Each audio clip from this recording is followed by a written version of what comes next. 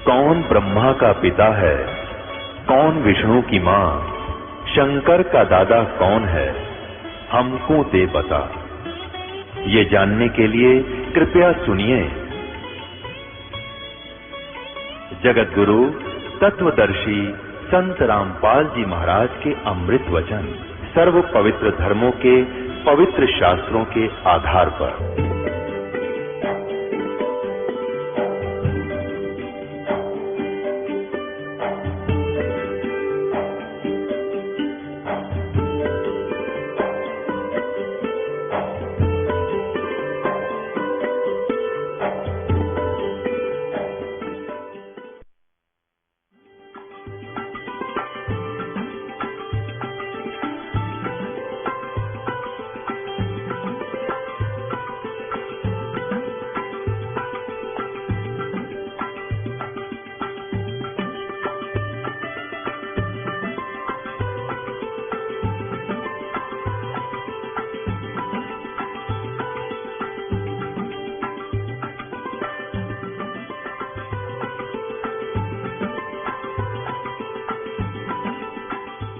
दास ने उदाहरण दिया कि जैसे कुएं में बाल्टी आते छूट गई, वो रस्सा छूट गया और रस्सा घिसरता हुआ जा रहा है।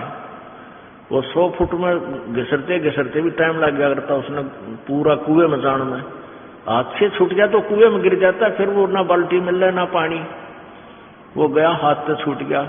तो दास ने वो बताया कि जैसे कुएं में बाल्टी पड़ती हो और वो रस्सा घिसरता हुआ जा रहा है और भाग दौड़ के और उसको पकड़ने की चेष्टा करे और 1 फुट का भी शेष रह रहा वो पड़ते पड़ते कुएं में जाते जाते और वो मिल गया, वह पूछड़ी भी ठागी तो भी कुछ भी ना गया, बाल्टी भी वापस और पानी भी मिला। तो ईब तेरी पूछड़ी सी रह रही है इस जीवन की, सारी जा चुकी है कुएं में। अब यह पकड़ी जा तक दोनों हाथा पकड़ ले और कर भक्ति। तेरे को जो सच्ची लगन से लगेगा ना बात बनेगी, ऐसी बात नहीं होती। और नहीं तो मनुष्य जीवन मिलेगा और अभी भक्ति युग आ गया, अगले जन्म में तेरा मोक्ष हो जाएगा। अगला जीवन मनुष्य का गारंटी ढाप को अगर सच्चे जल तक करेगा। इस उदाहरण से बूढ़े का जैसे क्या करना, दीवा में तेल डाल दिया, दीपक में तेल डल गया, बड़ा खुश हुआ। ने बोला मन तो नाम दे दिया। मैंने कहा हुक्का नहीं पीवागा कि फोड़ दूंगा जैसे होके नहीं, मन तो इतना पी रखा है भगवान, कति झुंझला बना दिया करता इसका, और कद्दे नहीं क्यों जिंदगी का। तो पुण्यात्मा उस भक्त ने उपदेश लिया और पहले हम क्रोथा जो आश्रम था वहां आया करता और 75-78 साल की आयु तक रहा और आराम से शरीर छोड़ कर चला गया। खूब भक्ति करी, तीनों नाम प्राप्त कर लिया उस प्राणी ने कति सच्ची श्रद्धा दिखा के। कहते जीवन का थोड़ा ही बला जा सत सुमरण हो और लाख वर्ष का जीवना लेखद रहना को। तो पुण्यात्मा ऐसा है कि जो पहले से लग जाएंगे उनका तो और मोक्ष हो जाएगा इनका, और जो देर से लगेंगे सारा बहुत मिलेगा, लेकिन इस जन्म मना तो अगले में आपको, क्योंकि भक्ति युग शुरू हो गया, ये हजारों वर्षों तक चलेगा। ये नेक्स्ट जीवन में आपका उसका कल्याण हो जाएगा। तो कहने का भाव ये है दास का कि हमने परमात्मा की जो भक्ति है, जैसे गीता जी में टॉपिक था उसी में फिर आते हैं।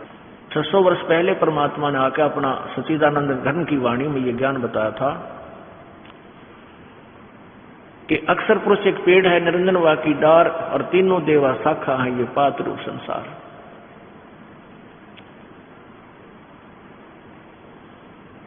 सारा एक ही सेंटेंस में, एक ही अमरवाणी की एक श्लोक में या 15वां अध्याय कह दिया, परमात्मा ने बोल दिया। ये कोड वर्ड होते हैं और कोड वर्ड को तत्वदर्शी संत ही समझा सकता है। उल्टा लटका हुआ संसार रूपी वृक्ष है, ऊपर न जड़ है, नीचे को तीनों गुण रूपी शाखा, इतना तो बताया है केवल ब्रह्म ने, गीता ज्ञानदाता ने। ऊपर को जड़ और नीचे को तीनों गुण रूपी शाखा, बस।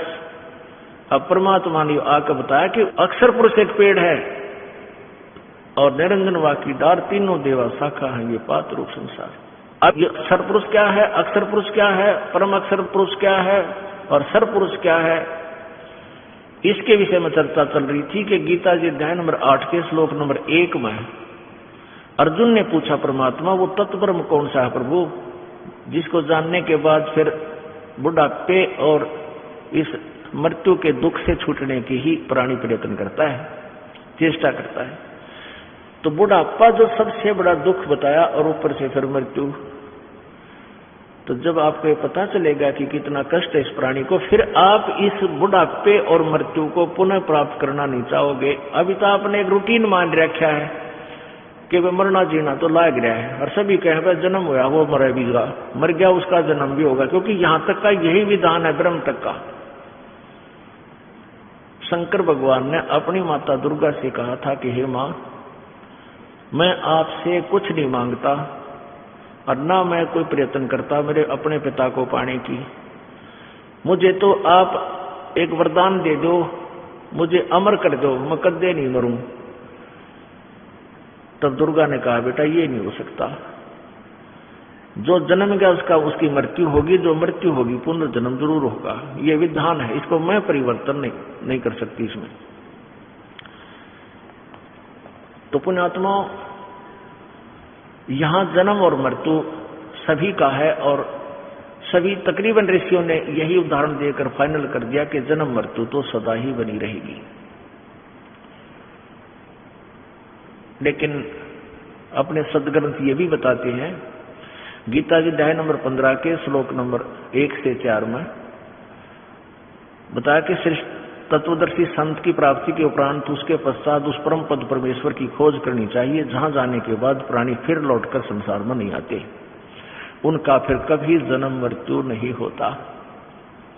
उसके लिए कहा कि उसके लिए तत्वदर्शी संतों की खोज कर, और गीता जी अध्याय नंबर 18 के श्लोक नंबर 62 में कहा कि तू सर्वभाव से उस परमेश्वर की शरण में जा, उस तत्व ब्रह्म की शरण में जा, जिसकी कृपा से परम शांति और शाश्वत स्थान सनातन परम धाम सत्यलोक को प्राप्त होगा। तो गीता जी अध्याय नंबर 8 के श्लोक नंबर 1 के प्रश्न का उत्तर गीता जी अध्याय नंबर 8 के श्लोक नंबर 3 में गीता ज्ञानदाता ने कहा कि वो परम अक्षर ब्रह्म है। अपना आत्मा देखिएगा, क्योंकि अब गीता जी को छोड़कर सबके घरां हनुमान चालीसा हो रहा है। अब शायद गीता जी भी ना पाओ, पर यह दिखानी पड़ेगी, इसलिए ये देखिएगा।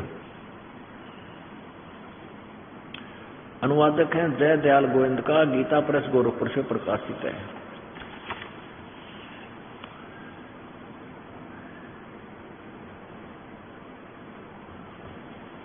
अध्याय नंबर 7 का मंत्र 29 दिखाते हैं आपको पहले।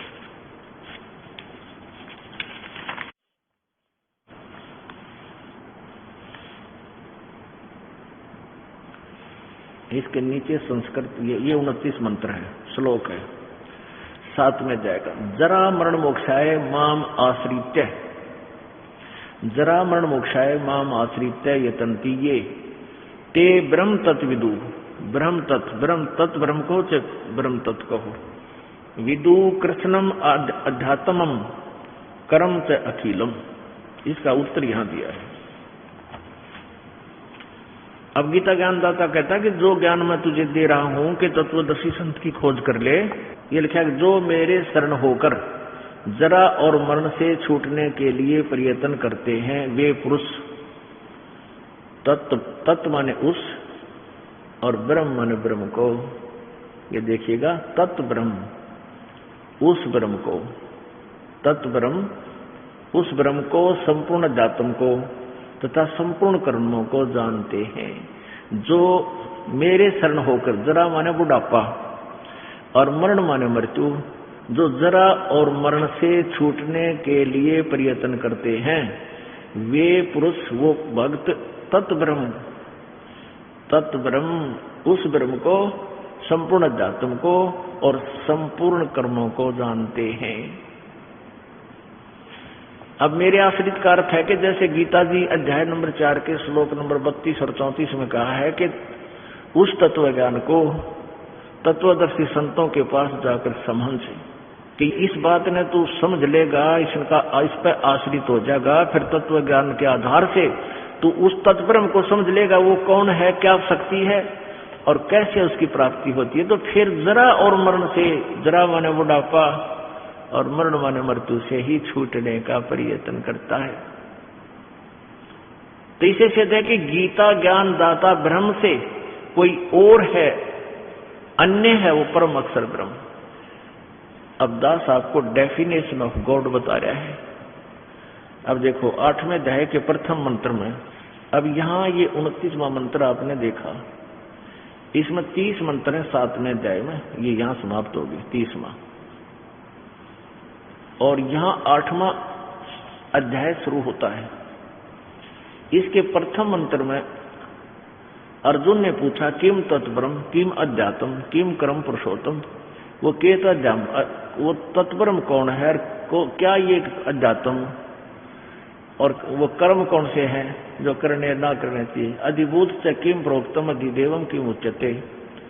तो यहाँ उसका उत्तर दिया है तीसरे मंत्र में, 8वें अध्याय के तीसरे श्लोक में, वह परम अक्षर ब्रह्म, वह परम अक्षर ब्रह्म है, वो तत्ब्रह्म परम अक्षर ब्रह्म है। अब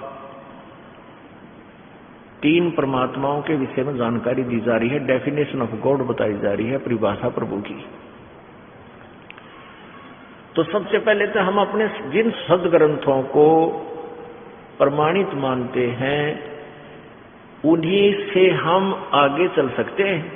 यदि आप जी पवित्र हिंदू धर्म के पवित्र आत्माएं ये इस ज्ञान को जो दास मौखिक सुनाया करता था तब तक नहीं मान सकते जब तक आप इन सदग्रंथों में आंखों प्रमाण नहीं देख लोगे। और आंखों देखने के बाद भी नहीं मानता, वो तो कति मूड बताया है। परमात्मा कहते हैं जिन चातुर प्राणियों ने, इन नकली संतों ने चतुरता दिखाकर झूठे ज्ञान पर आपको आधारित कर दिया, और फिर तत्व ज्ञान आपके समक्ष, फिर भी वो नहीं मानते कि नहीं हम तो वो ये पूजा करेंगे, उन्हीं देवताओं को मानेंगे। उनके विषय में परमेश्वर ने अपनी सच्चिदानंद घन की वाणी में कहा कि वो चातुर प्राणी चोर हैं, वो संत, वो चतुर आदमी थे जो झूठ बोलकर गुमराह कर गए आपको, और मूड मुग्ध हैं ठोठ जो, और संतों के नहीं काम के, फिर उनको दो गलजोट। गलजोटना माने एक दूसरे का रस्सा बांध दिया ना, पशु का पशु ने, पहले एक पशु का दूसरे को बांध दिया करते, फिर तीसरे ने, फिर चौथे ने। तो कहते हैं जो आंखों देखकर प्रमाणों को भी नहीं मानेंगे और नहीं हमारी शरण में आएंगे तो मूड है ठोठ, उन्हें भक्ति ना चाहिए, बकवास चाहूंगा तो वो हमारे काम के नहीं, वो उन्हीं के पास ठीक है, एक का नरक में चले जाएंगे, गुरुवीर शेष भी।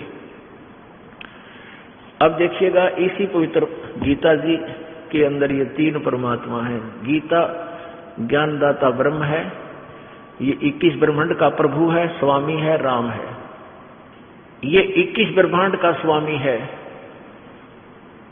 और ये इसको क्षर ब्रह्म, क्षर ब्रह्म, हम जैसे शुद्ध बोलना तो क्षर ब्रह्म, क्षर अक्षय और रय, क्षर, क्षर ब्रह्म, हम संत भाषा में इसको क्षर ब्रह्म, और जो 7 संख ब्रह्मांड का प्रभु स्वामी है उसको अक्षर ब्रह्म, उसको अक्षर ब्रह्म भी बोलते थे, अक्षर ब्रह्म।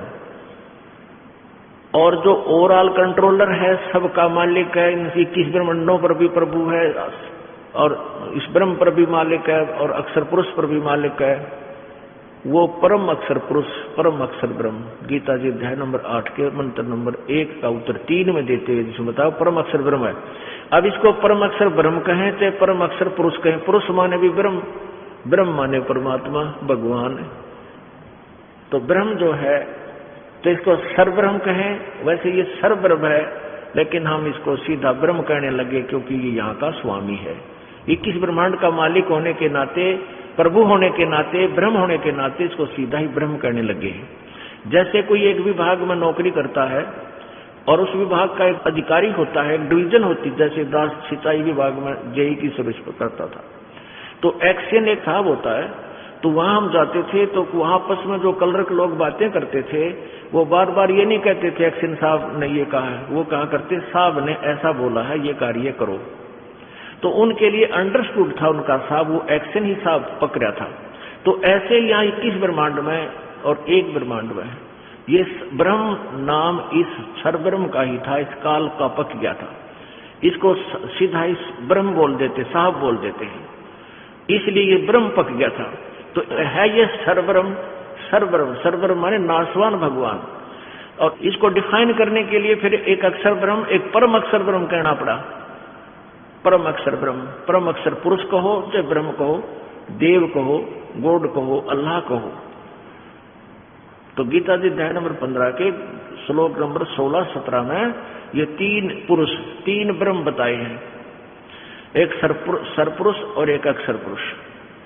और तीसरे सत्र में कहा कि वो उत्तम पुरुष, उत्तम भगवान तो कोई और है और वही वास्तव में अविनाशी है। वो तीसरे नंबर का वो परम अक्षर ब्रह्म है और वही तीनों लोकों में प्रवेश करके सबका धारण पोषण करता है। वो अविनाशी परमात्मा है वास्तव में। अब देखिएगा ये उल्टा लटका हुआ संसार रूपी वृक्ष। उसके बाद आपके गीता जी अध्याय नंबर 15 श्लोक नंबर 16-17 आपका समझ में आओगे। ये देखिएगा, पुण्यात्माओं, हम एक रोजी रोटी के लिए कितना बच्चों को भेजते हैं। वो एक अध्यापक 365 दिन तक एक ही क्लास में पढ़ाता रहता है, तब जाकर उनको ज्ञान समझ में आता है। इसी प्रकार इस तत्व ज्ञान को आपने रह रहकर समझना सुनना पड़ेगा।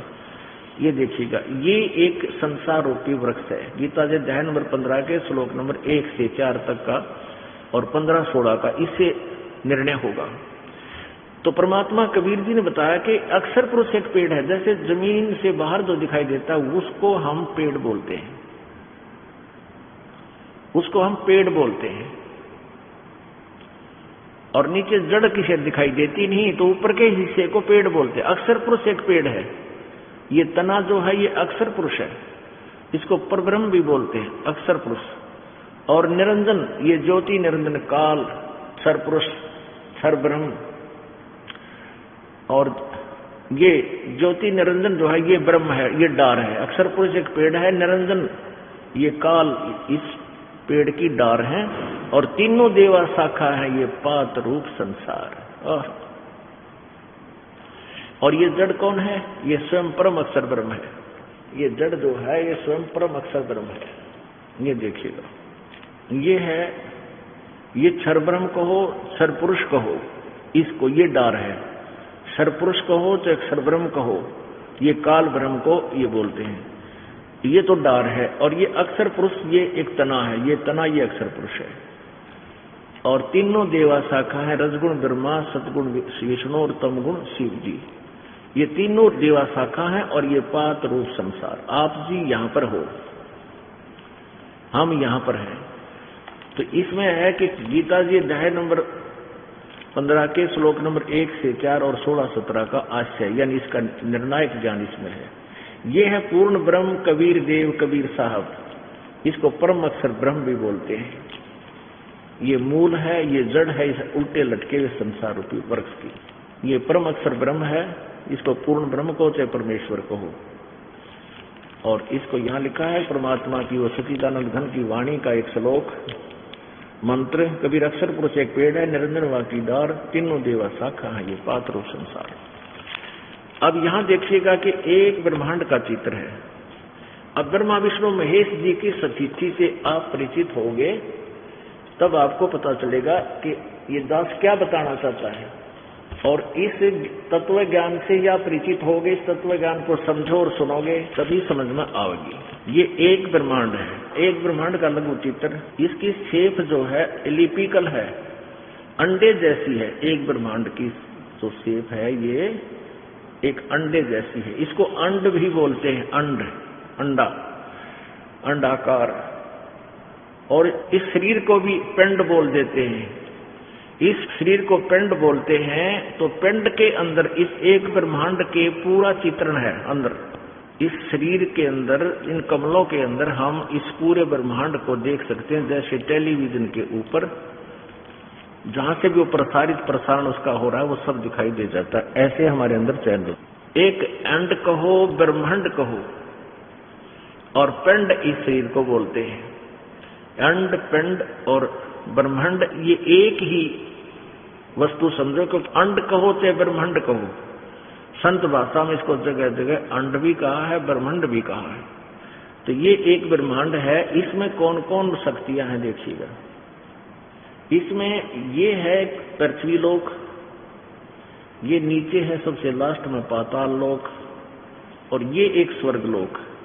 इन तीन लोकों पर, तीन स्थानों पर श्री ब्रह्मा जी और श्री विष्णु जी, ये इनके अलग स्थान राजधानियां हैं। विष्णु जी का लोक है, ये ब्रह्मा जी का लोक है, ये शिव का लोक है।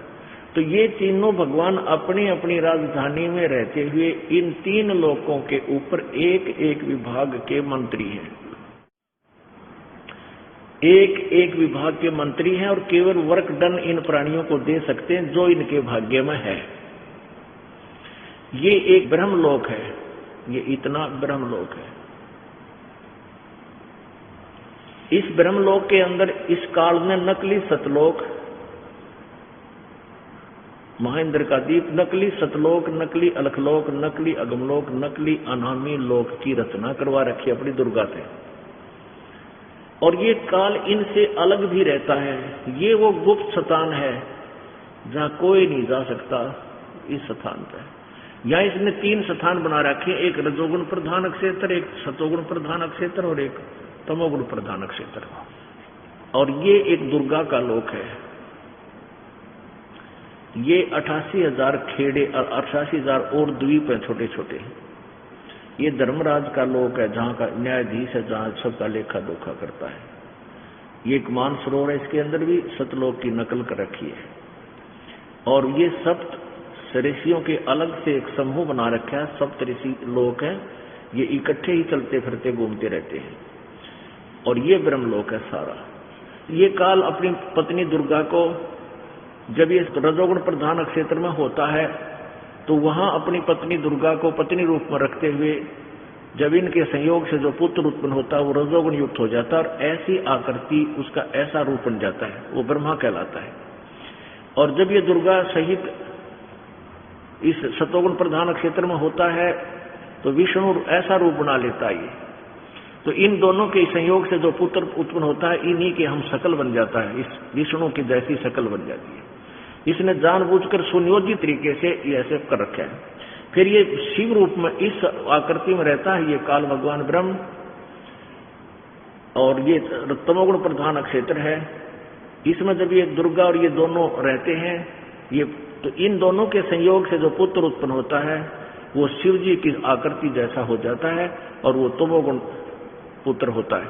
तो इन तीनों के नाम रख देते हैं, सतोगुण से विष्णु और रजोगुण से उत्पन्न का ब्रह्मा और तमोगुण से उत्पन्न को शिव नाम ही रख देते हैं। ऐसे उनके स्वरूप हो जाते हैं। तो ऐसे ये काल भगवान सबको धोखा देकर रखता है। ये है एक ब्रह्मांड।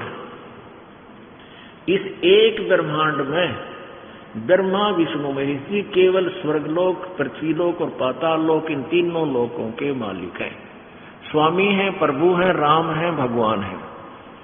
ये इतने भगवान हैं। और ये काल भगवान जो है, ये ब्रह्म, ये 21 ब्रह्मांड का स्वामी है। अब ये देखो, अब जो आपने ब्रह्मांड देखा था, जो एक ब्रह्मांड देखा ये अंडाकार का, अब ये समझो ये एक है, या गेंद सी नजर आती है आपको, ये समझो ये एक है, ये एक ब्रह्मांड है। ऐसे ऐसे 5 ब्रह्मांडों का एक ग्रुप बनाकर इसने महाब्रह्मांड नाम दिया है। और ऐसे ऐसे 4 महाब्रह्मांडों में 20 ब्रह्मांडों को रोका है। और ये एक अलग से ब्रह्मांड और है, इसका 21वां ब्रह्मांड है, जहां पर ये केवल स्वयं रहता है। और यहाँ भी एक नकली सतलोक, नकली अलकलोक, डुप्लीकेट अगमलोक और डुप्लीकेट अनामी लोक की रचना की है जीव को भ्रमित करने के लिए। यहाँ पर एक तपस्शिला है, यहाँ पर ये तपस्शिला है। यहाँ पर ये काल इसी 21वें ब्रह्मांड के लास्ट पॉइंट पर रहता है। ये यहाँ से जो ये 11वां द्वार है, अब 10वां द्वार तो एक ब्रह्मांड में ही है, इसके बाद निकलकर प्राणी जाता है, तो ये 11वां द्वार है।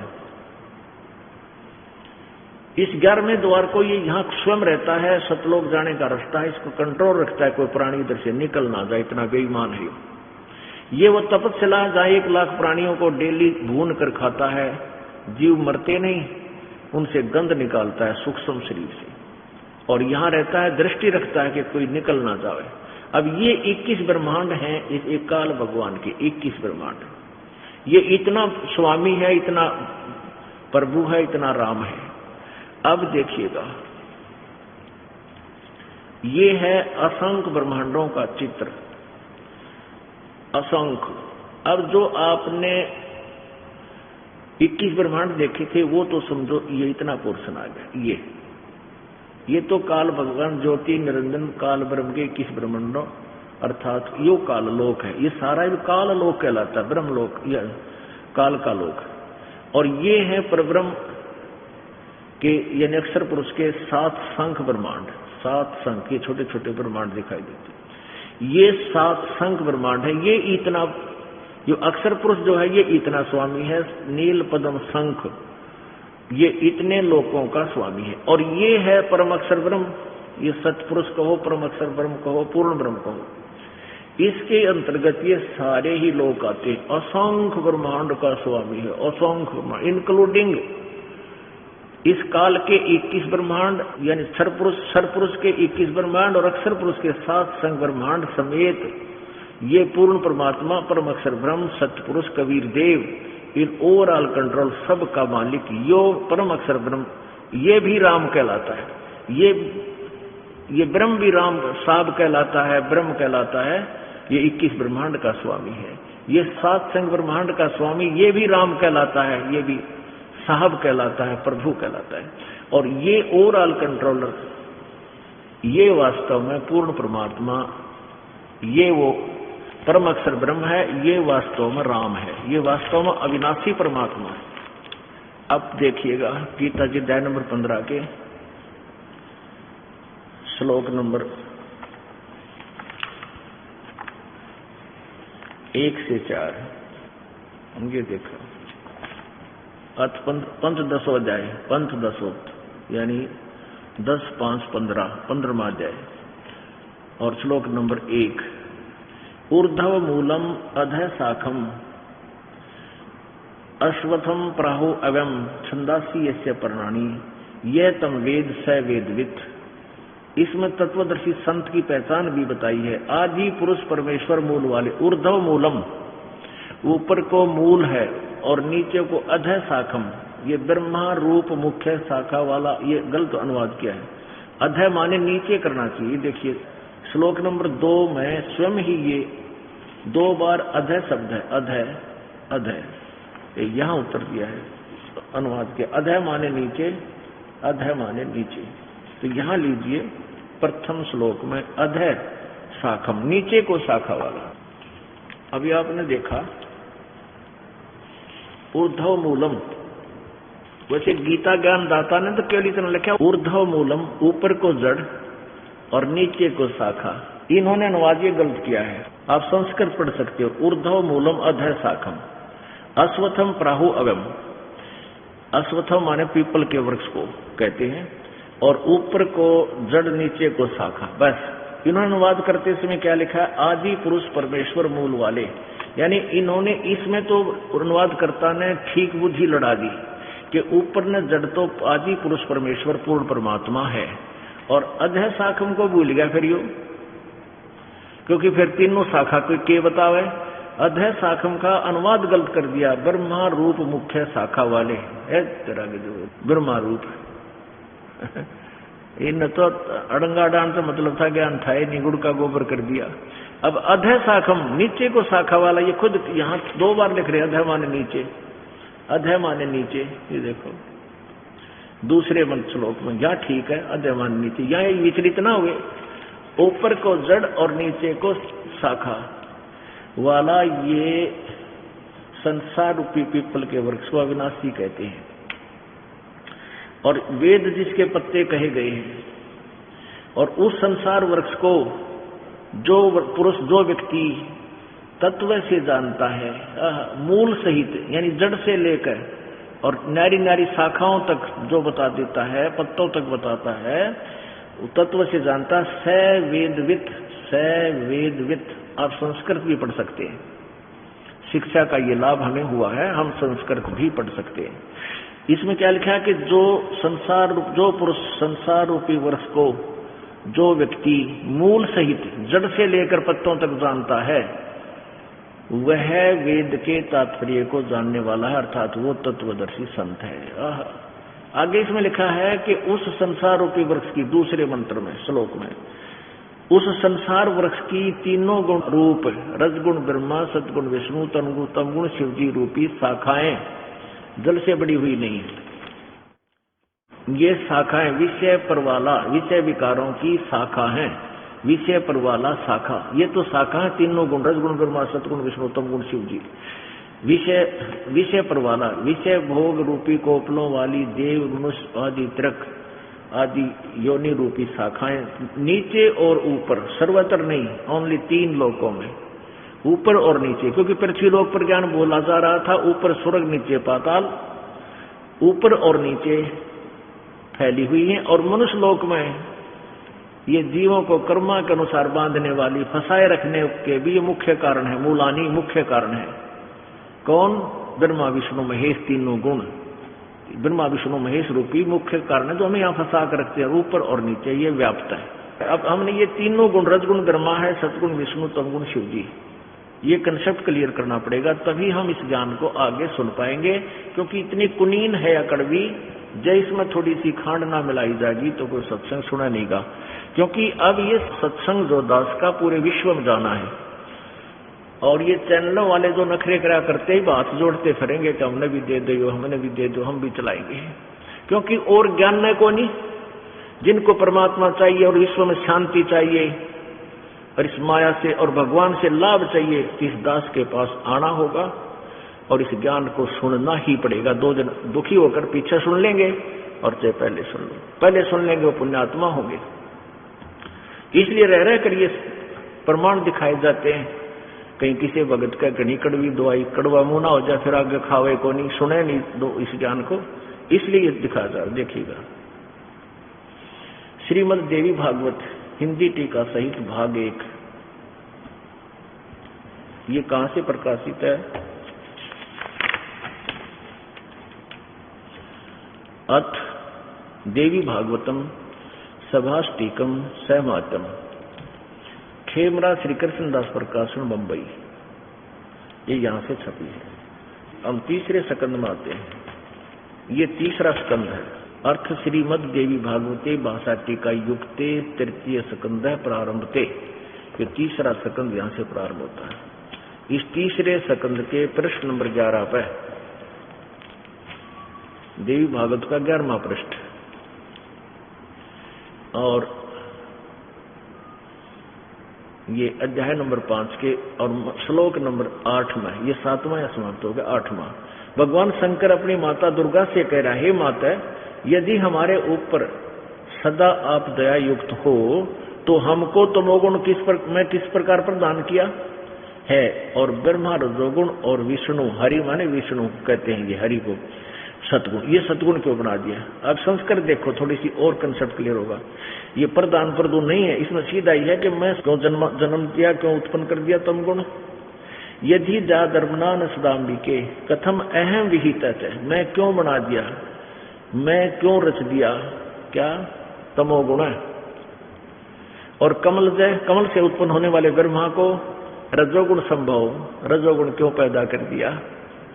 और सुहित है कि मुंह सतोगुण हरि, और विष्णु को आपने सतोगुण क्यों बना दिया, सुविहित है क्यों रच दिया, क्यों बना दिया, क्यों उत्पन्न कर दिया। अगर आप हमारे ऊपर इतनी दयालु होते, इसे कुक्रम में हमें क्यों लगा दिया।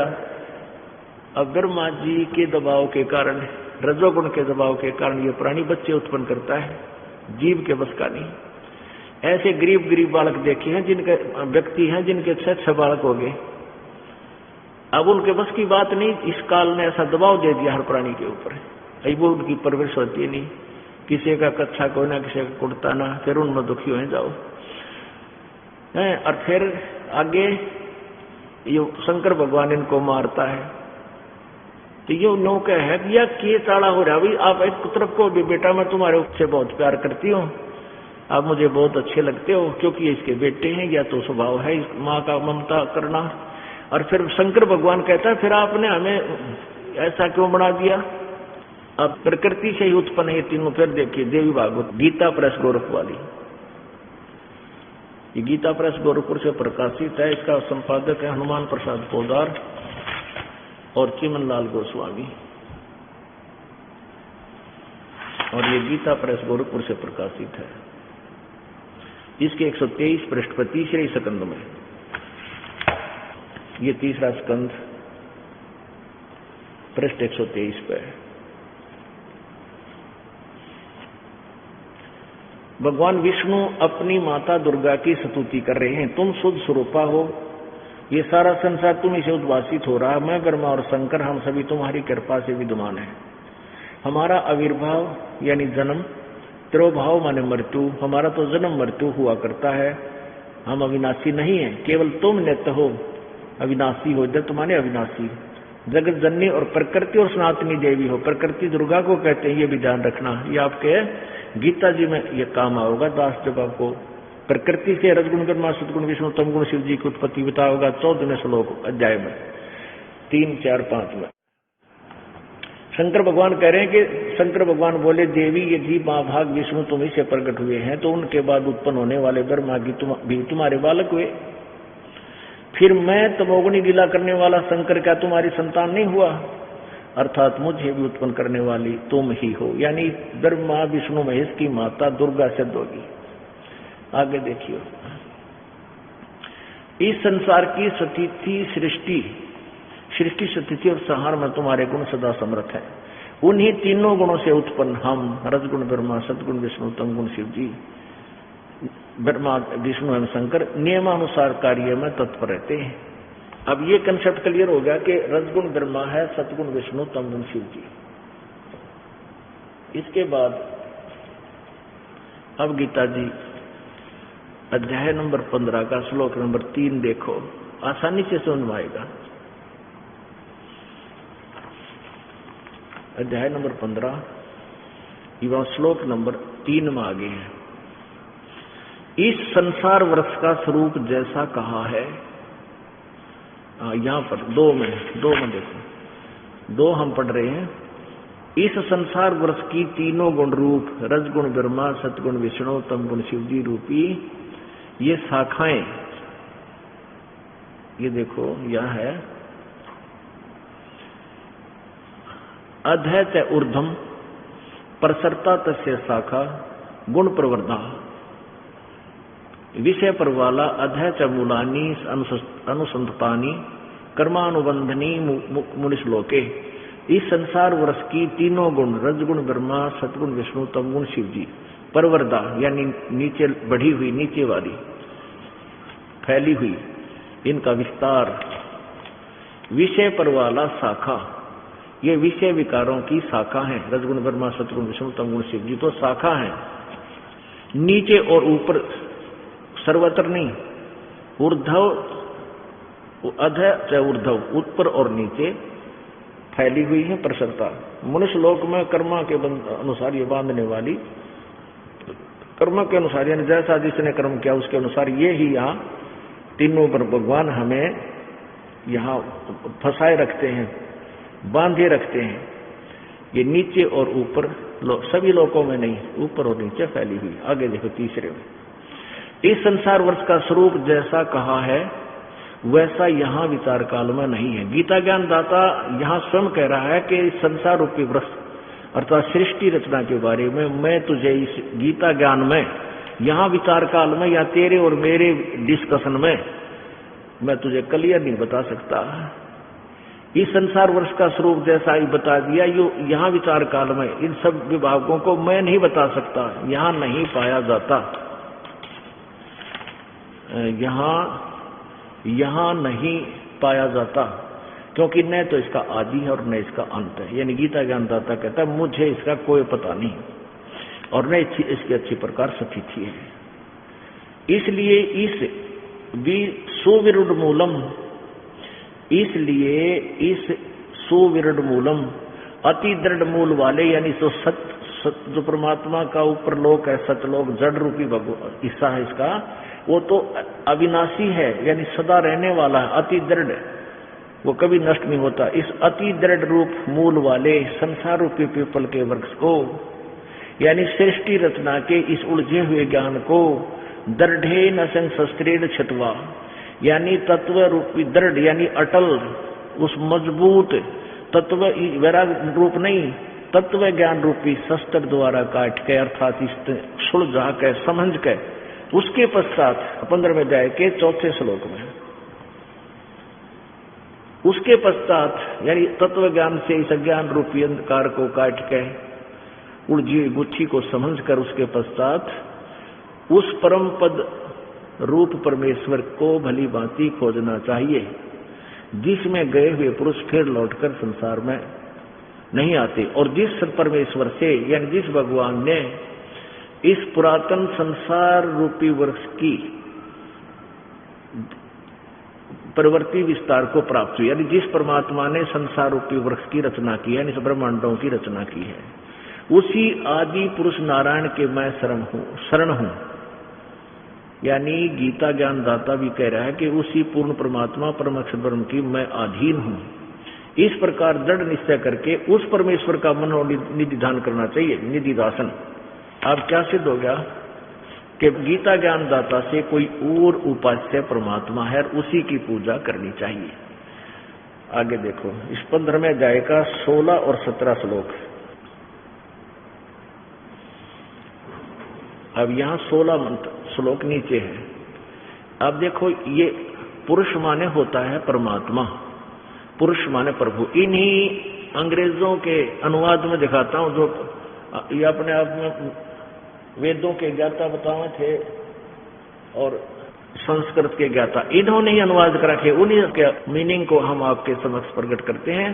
ठीक है, ये विद्वान थे, संस्कृत जाने थे, तो संस्कृत जानने वाला संस्कृत के भाषा का अर्थ, शब्दों का अर्थ तो कर सकता है थोड़ा बहुत, लेकिन तत्व ज्ञान नहीं समझ सकता। जैसे जिसने रामायण की मौखिक कहानी का पता नहीं और रामायण की चौपाइयों का हिंदी जान लेता है, रामायण की चौपाइयों का अनुवाद करने लगेगा, एक आधा अनुवाद तो ठीक कर देगा, उसका अनुवाद नहीं, अक्षर का शब्द का अर्थ तो ठीक कर देगा, लेकिन तत्व ज्ञान नहीं समझ सकता। ये देखिए यजुर्वेद, ये महर्षि दानव सरस्वती द्वारा इसका अनुवाद है, और इन्होंने ये कहां से प्रकाशित है? सार्वदेशिक आर्य प्रतिनिधि सभा 2/5 महर्षि दान भवन, रामलीला मैदान, नई दिल्ली से प्रकाशित है। ये है आर्य भाष्य, भाषा भाष्य, संपूर्ण 40 अध्याय, महर्षि दानव सरस्वती कृत। मुद्रक है Prince offset 1510, Pataudi house, Daryaganj, नई दिल्ली से। बहुत जगह इन्होंने पुरुष माने परमात्मा लिखा, यहां देखो, और यहां पर भी ये प्रमाण है वेद में।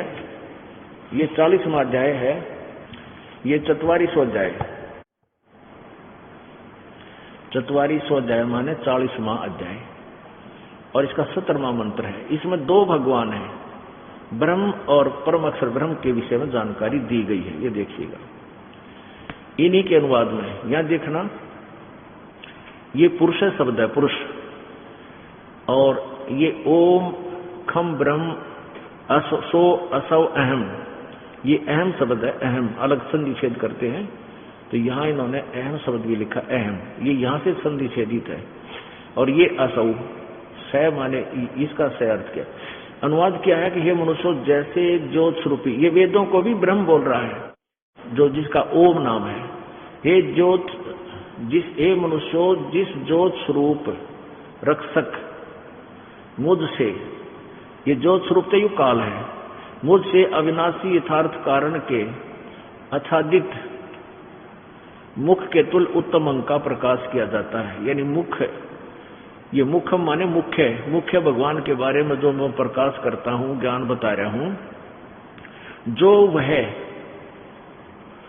प्राण व सूर्य मंडल में, पुरुष माने पूर्ण परमात्मा, पुरुष माने प्रभु होता है, पुरुष माने पूर्ण परमात्मा है, वह प्रोक्ष रूप है, वो तो गुप्त है, ऊपर सूर्य व प्रकाश मंडल, ऊपर आदित्य यानी सूर्य मंडल में, ऊपर तेजो में लोक में वो परमात्मा पूर्ण परमात्मा है, वो है प्रोक्ष है, वो तो गुप्त है, वो जड़ रूप है, छुपा हुआ, जैसे जमीन में नीचे छुपा है जड़ साफ साफ दिखाई नहीं देती। विद्वान पुरुष जानते हैं कि नीचे जड़ भी है, वो तो गुप्त है। और अहम ब्रह्म, अहम ब्रह्म, ये अहम ओम खम ब्रह्म, मैं ब्रह्म हूं और ओम आकाश में ऊपर ब्रह्म लोक में रहता हूं और मेरा ओम मंत्र है। इसका ये अर्थ है सीधा सा। तो एक तो पुरुष माने परमात्मा होता है, पुरुष माने प्रभु। तो यहां दो पुरुष लिखे हैं। अध्याय नंबर 15 का देखिएगा, श्रीमद् भगवत गीता का। वेद से तो हमने इतना ही लेना है कि वेद भी बता रहे हैं कि दो परमात्मा है, ब्रह्म एक अलग है और पूर्ण परमात्मा ऊपर गुप्त है, वो छुपा हुआ है, जड़ रूप है। अब गीता जी क्या बता रही है, अध्याय नंबर 15 का। अब आप ये 16वां श्लोक पढ़ रहे हैं। दिवौ माने दो, इमौ माने इस, पुरुषो माने परमात्मा, लोके माने संसार में। इस संसार में दो प्रकार के परमात्मा हैं, प्रभु हैं, पुरुष हैं, प्रभु हैं, राम हैं। एक क्षर और एक अक्षर, इसको सर पुरुष कहो चाहे अक्षर पुरुष कहो। इस दोनों अक्षरों को हम यहां भी लगा सकते हैं। इमौ का इस लोक में दो अक्षर पुरुष, सर पुरुष और अक्षर पुरुष, दो परमात्मा, दो भगवान हैं। और इनके लोकों में सर्वाणी भूतानी, सब प्राणियों के स्थूल शरीर तो नाशवान है और कटुस्थ माने आत्मा, ये अविनाशी कहते। अब यहां देखो इनका अनुवाद इन्होंने किया है। इस संसार में नाशवान और अविनाशी भी ये दो प्रकार के पुरुष हैं। अब यहां लिखना था तो ऐसे ही समझ ले, दो प्रकार के प्रभु हैं, दो प्रकार के परमात्मा हैं। और इन दोनों के लोकों में संपूर्ण प्राणियों के शरीर नाशवान है और जीवात्मा अविनाशी कही जाती है। अब जीवात्मा तो सही अविनाशी, गधे की भी, कुत्ते की भी, सब की अविनाशी है। लेकिन इस क्षर पुरुष और अक्षर पुरुष, इस क्षर ब्रह्म और अक्षर ब्रह्म या पर ब्रह्म कहो, इस अक्षर ब्रह्म को, ये दोनों नाशवान हैं और इनके सब श्लोकों में प्राणी भी नाशवान है, जीवात्मा सबकी अमर ही है। अब 17वें श्लोक में गीता जी अध्याय नंबर 15 के स्पष्ट किया है कि उत्तम पुरुष है तो अन्य, वो श्रेष्ठ परमात्मा तो कोई और है और वो ये वास्तव अविनाशी है। वैसे अक्षर शब्द है, ये अविनाशी के लिए प्रयोग होता है। अब ये कितना अविनाशी है, ये परब्रह्म, जैसे एक तो ये चीनी का सफेद सा कप होता है पीने का, ये कितना सुंदर है और इसका अगर हाथ से छूट जाए, पक्के फर्श पर गिर जाए, टुकड़े टुकड़े हो जाता है। तो इतनी सतीथी तो समझो इस क्षरब्रह्म की, क्षरब्रह्म की, क्षर पुरुष की। और अक्षर पुरुष समझो स्टील का कप, यानी उसकी तुलना में, मिट्टी चीनी वाले कप की तुलना में स्टील का कप बहुत चिरस्थायी है, बहुत समय के बाद बहुत लंबे समय तक रहता है, इसलिए इसको अक्षर बोल दिया। तो इतना अंतर है क्षरब्रह्म की और अक्षर ब्रह्म की मृत्यु में। लेकिन स्टील को भी जर लगेगा और वो नष्ट होगा, एक दिन समाप्त हो जाएगा। और तीसरा जो धातु है सोना, उसको कभी वो जर नहीं लगता, वो नष्ट नहीं होता किसी भी कारण से। एक एग्जाम्पल रूप में आपको बता रहे हैं कि उत्तम पुरुष तो अन्य, वो अमर पुरुष परमात्मा तो वो है जो कभी किन्हीं कारणों से भी नष्ट नहीं होता। गीता जी अध्याय नंबर 2 के श्लोक नंबर 12 में गीता ज्ञानदाता ये क्षर ब्रह्म ये खुद कह रहा है कि अर्जुन, हम तू और मैं, ये राजा लोग पहले भी थे, आगे भी जन्म होगा और वर्तमान ना सोचा कि अभी जन्म हुआ है। गीता जी अध्याय नंबर 4 के श्लोक नंबर 5 और 9 में स्पष्ट किया कि अर्जुन, तेरे और मेरे बहुत जन्म हो चुके, तू नहीं जानता, मैं जानता हूं, और मेरे जन्म कर्म अलौकिक हैं, दूसरे तरीके से होते हैं। गीता जी अध्याय नंबर 2 के श्लोक नंबर 17 में कहा कि अविनाशी तो उसको जान जिसको मारने में कोई भी सक्षम नहीं है। और अब गीता जी अध्याय नंबर 15 के श्लोक नंबर 17 में कहा कि उत्तम पुरुष है तो अन्य परमात्मा इति उदाहरते। और ये लोग तरम आविश्य विवर्ती अवय ईश्वर है, जो तीनों लोकों में प्रवेश करके सबका धारण पोषण करता है, वो वास्तव में परमात्मा, वो तो कोई इन दोनों से और है, सर पुरुष और अक्षर पुरुष से, सर ब्रह्म और अक्षर ब्रह्म से। वो परम अक्षर ब्रह्म है। गीता जी अध्याय नंबर 8 के श्लोक नंबर 3 वाला। अब देखो पवित्र गीता जी अध्याय नंबर 15 का श्लोक नंबर 17। संस्कृत पढ़िए, आप पढ़े लिखे हो, देवनागरी लिपि आप खूब समझते हो। उत्तम पुरुष है तू अन्य, परमात्मा इति उदाहरत है, ये लोकतरम अविश्य विवर्ती, अव्यय ईश्वर है। अव्यय माने अविनाशी। अब देखो अक्षर माने भी अविनाशी है और यहाँ अव्यय शब्द लिखा, इसको अभी परब्रह्म को भी, अक्षर पुरुष को भी अविनाशी इसलिए कहा गया कि ये चिरस्थायी है।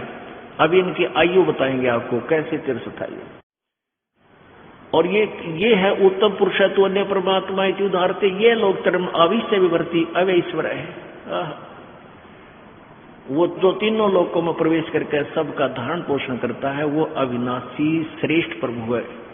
ईश्वर माने वैसे तो ईश्वर माने प्रभु और उनमें श्रेष्ठ परमात्मा है। तो यहाँ वो अव्यय ईश्वर है, वो अविनाशी परमात्मा है, प्रभु श्रेष्ठ है। और वही तीनों लोकों में प्रवेश करके सबका धारण पोषण करता है। जैसे जड़ से खुराक चलती है, जड़ से आहार चलता है और पूरे तने को मिलता है, ये देखिए पूरे पेड़ को मिलता है। उत्तम पुरुष तो अन्य है, ये देखना अब आएगा। अक्षर पुरुष एक पेड़ है, निरंजन वा की डार और तीनों देवा शाखा है, ये पात्र संसार। ये है जड़, इस जड़ से आहार यानी पूर्ण परमात्मा से ही सबको शक्ति मिलती है। ये परब्रह्म भी भक्ति करता है, तप करता है, जो परमात्मा से शक्ति लेता है, और ये ज्योति निरंजन भी भक्ति करता है, परमात्मा से ही शक्ति प्राप्त होती है। ब्रह्मा विष्णु महेश भी तप करते हैं, साधनाएं करते हैं, वो भी उसी से फिर आगे इनको शक्ति मिलती हुई आती है। और फिर हम यहाँ पर हैं। तो अक्षर पुरुष एक पेड़ है, निरंजन वाकी डार, तीनों देवा शाखा है, ये पात्र संसार। ये है वो जड़ पूर्ण परमात्मा जो गुप्त है। और ये तीनों लोकों में प्रवेश करके सबका धारण पोषण, यानी सभी को जड़ से ही खुराक मिलती है, मूल से ही सबको आहार मिलता है, तो ये सबका पालन करता है, ये पूर्ण परमात्मा है। ये परम अक्षर ब्रह्म है, ये कबीर देव है, कबीर साहब है। ये वही परमात्मा है जो बनारस में 120 वर्ष तक जुलाहे की भूमिका करके सहशरीर आए थे, सहशरीर चले गए। अब ये कैसे नासवान है, कैसे अविनाशी है। एक ब्रह्मा की आयु कितनी है, रजगुण ब्रह्मा की। जैसे 4 युग हैं, सतयुग, त्रेता, द्वापर, इन चारों युगों के कुल मिलाकर 43,20,000 वर्ष बनते हैं। और ये चतुर्युग कहलाते हैं, चतुर्युगी। ऐसे ऐसे 1008 चतुर्युग का ब्रह्मा जी का एक दिन और इतनी ही रात्रि, और 30 दिन रात का 1 महीना, और 12 महीने का 1 वर्ष, ओहो, और 100 वर्ष की ब्रह्मा जी की आयु। उसके बाद ब्रह्मा जी से 7 गुना विष्णु जी की आयु, और विष्णु जी से 7 गुना इस शिव जी की आयु, तमोगुण शंकर भगवान की आयु। और ऐसे 70,000 बार जब तमोगुण शिव मर लेगा, ये काल का पुत्र 70,000 बार ये मर लेगा, तब एक ब्रह्मलोक के अंदर रहने वाला ये सदा शिव रूप में जो काल रहता है, इसकी मृत्यु होगी। और ये एक ब्रह्मांड का विनाश होगा, दुर्गा का विनाश होगा, इस शिव के यानी काल के ही पैरेलल इसी के साथ। और फिर ये सारे प्राणी दूसरे ब्रह्मांड में चले जाएंगे, इसमें प्रलय हो जाएगी पूरा, इसमें कोई प्राणी शेष नहीं रहेगा, ब्रह्मांड समाप्त हो जाए, ये सब नष्ट हो जाएंगे प्राणी यहाँ के। उसके बाद ये दूसरे ब्रह्मांड में जाएंगे, वहां परमात्मा द्वारा इनको ऐसा वरदान दिया हुआ है कि दुर्गा और काल का शरीर तो अपने आप स्वस्थ और युवा अपने आप उस दूसरे लोक में जाते ही ये दोनों युवा प्रकट हो जाएंगे। ये परमात्मा कबीर जी ऐसा विधान बना रखा है इसका। अब जैसे ये कहता है ना 4 अध्याय के 5वें श्लोक में कि मेरे जन्म और क्रम अलौकिक हैं, मैं तुम्हारी तरह मां से जन्म मेरा नहीं होता, इसलिए मुझे अजम बोलते हैं, लेकिन मेरे दूसरे तरीके से जन्म तो होते हैं, पर दूसरे तरीके से मृत्यु और जन्म मेरी भी होती है, ये ऐसे होता है। तो ये 70,000 बार से एक त्रिलोकीय शिव मर लेगा, तब एक ब्रह्मलोक में रहने वाले काल ब्रह्म की मृत्यु होगी। और वो एक युग होगा अक्षर पुरुष का, इस परब्रह्म का। तो ऐसे 1000 उस प्रकार बने हुए 1000 युग का दिन और इतनी ही रात्रि, ऐसे 30 उस प्रकार बड़े हुए 30 दिन रात का एक महीना और 12 महीने का एक वर्ष और 100 वर्ष की उस अक्षर ब्रह्म की आयु, अक्षर पुरुष की आयु, वो भी मरेगा, लेकिन परम अक्षर ब्रह्म की आयु नहीं है, वो कभी नहीं मरता। एती उम्र बुलंद मरेगा अंतरे, क्योंकि सतगुरु लगे न कान न भेंटे वो संतरे। इतनी लंबी उम्र भी होगी तो भी तुम्हारी जन्म मृत्यु रहेगी, तुम किसकी साधना करते हो? क्योंकि तुम्हें सतगुरु लगे न कान न बैठे वो संतरे, जो गीता जी अध्याय नंबर 4 के श्लोक नंबर 34 में जिन संतों के बारे में कहा है। इस कारण से यदि आप इन ब्रह्मा विष्णु महेश ब्रह्म तक की साधना भी करते रहोगे तो हमारी जन्म मृत्यु की ये परंपरा, जन्म मृत्यु का दुख तुम्हारा कभी नष्ट नहीं होगा। इसलिए कहा कि भजन करो उस रब का जो दाता है कुल सब का। तो पुण्यात्माओं, समझे हो तो सिर धर पाओ, बहुर नीरे ऐसा दाव। ये संसार समझदा नाही कहंदा शाम दोपहरे नो, और गरीबदास ये वक्त जाते रोगे इस पैरे नो। जो साधनाएं तुम करते हो ये यूजलेस है, ये आपको मोक्षदायक नहीं है, और तुम इन्हीं साधनाओं को श्रेष्ठ मान बैठे हो। ये संसार समझदा नाही कहंदा शाम दोपहरे नो, जून का महीना और ये हरियाणा का अक्षेत्र, और शराब पी कर कोई पड़ा कुरडिया पे गली में, और पसीना पसीना बुरा हाल, कुत्ते चाटे उसने, और उसको कोई कह रहा उठ तुझे ठंड में ले चलता हूँ छाया में, वो क्या कहता है मौज और यही ठीक हो। तो हम सभी इतने अज्ञान रूप अंधकार के इस त्रिगुण की मई माया की इस भांग के नशे को हम इतना पी चुके हैं। कबीर ये माया अटपटी सब गटा नड़ी, और किस किस ने समझाऊं या कुएं भांग पड़ी। तो यहाँ बताते हैं समझा है तो सिर धर पाओ, बहुर नीरे ऐसा दाओ। ये इस काल में भगवान मान बैठे जो तुम्हें मारे काटे बुरा हाल कर रखा है, और अब भी नहीं समझे नहीं लगे इस मार्ग पे, तो कहते इस समय को रोया करोगे याद करके। बोलो सतगुरुदेव।